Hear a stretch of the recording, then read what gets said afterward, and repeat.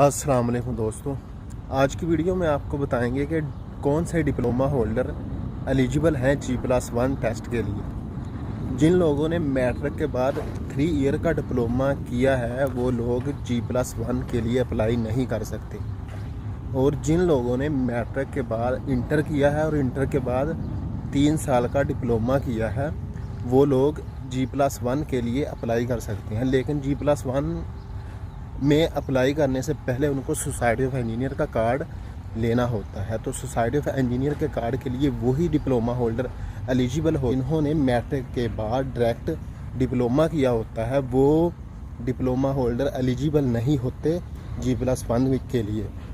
तो इसी तरह इंडिया से जो लोग मैसेज करते हैं जिन्होंने बीटेक किया है और जिन्होंने मैट्रिक के बाद 3 ईयर का डिप्लोमा किया है वो लोग G+1 के लिए एलिजिबल नहीं हैं। सबसे पहले क्योंकि आपने सोसाइटी ऑफ इंजीनियर के लिए अप्लाई करना होता है G+1 के लिए।